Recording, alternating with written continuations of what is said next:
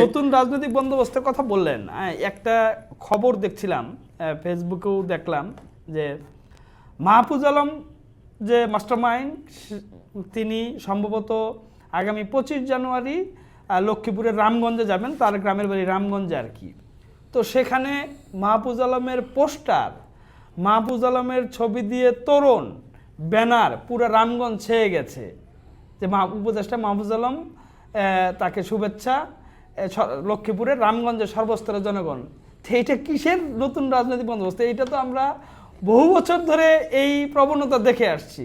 আমি একটা জিনিস এখানে মানে পোস্টারটা আমি দেখেছি, দেখে আমার একটা জিনিস মনে পড়লো যে যখন 8 আগস্ট এই সরকার শপথ গ্রহণ করলো, 9 আগস্ট কিন্তু প্রেস সচিবের পক্ষ থেকে একটা বিবৃতি দেওয়া হয়েছিল বা একটা অনুরোধ জানানো হয়েছিল যে ডক্টর ইউনূসের ছবি ব্যবহার করে কেউ যেন কোনো শুভেচ্ছা মানে না দেন। এটা কিন্তু খুব প্রশংসিত হয়েছিল এবং এটা কাজেও লেগেছিল। তো আপনি মাহফুজ, আপনি নতুন বন্দোবস্তের কথা বলেন, আপনি বঙ্গবন্ধুর ছবি নামান যে বঙ্গবন্ধু বাকশাল করেছিল, এই করেছিল, অনেক বিতর্কিত ব্যক্তি। তো আপনারা কোন প্রশংসিত ব্যক্তি? আপনারা নিজের বিয়ের তোরণের মতো নিজের ছবি প্রচার করতেছেন, আপনারা এগুলো উপভোগ করতেছেন, তার মানে তো আপনারা একই পথে হাঁটতেছেন।